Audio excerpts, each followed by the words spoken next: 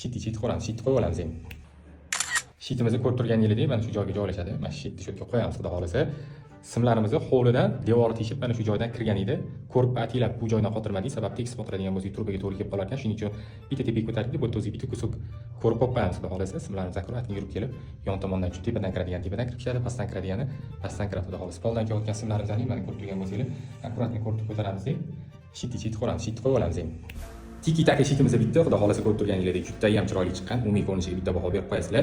Xonadonimizga 3 faza kirgan, 4 polisli avtomat qo'yganmiz. Glavniy simimizni sechenasiga moslab nominallarini to'g'irlaganmiz. 3 fazani bo'lib berganmiz. Digital brendidan faza pergulchatil ishlatganmiz. 63 amperli va ulardan kelgan skachoklarimiz ham bor. Podvolimiz birinchi qavatimiz hamda ikkinchi qavatimizdan osvesheniya va rozetkalar alohida bo'lganligi uchun ularni master vyuklachator hamda telefonda boshqarish imkoniyatini qilib berganmiz. Shuning uchun kontaktorlardan foydalanganmiz. Kontaktorlardan oldin 2 polisli avtomatlarimiz ham bor. Pastida demak podvolimizning o'zini osvesheniya va rozetkalarini avtomatlari hamda ularning o'zini uzuvi ham bor. Bundan tashqari birinchi va ikkinchi qavatda avariyniy simlarimiz bo'lganligi uchun ularning o'zini uzuvi hamda podvoldagi avariyniy simlarimizning o'zini avtomatlari bor. Shitimizning ichida demak havoyimiz isib ketadigan bo'lsa, mabodo termoregulyator qo'yganmiz. Termoregulyatorimiz bizning ventilatorimizni ishlatib beradi.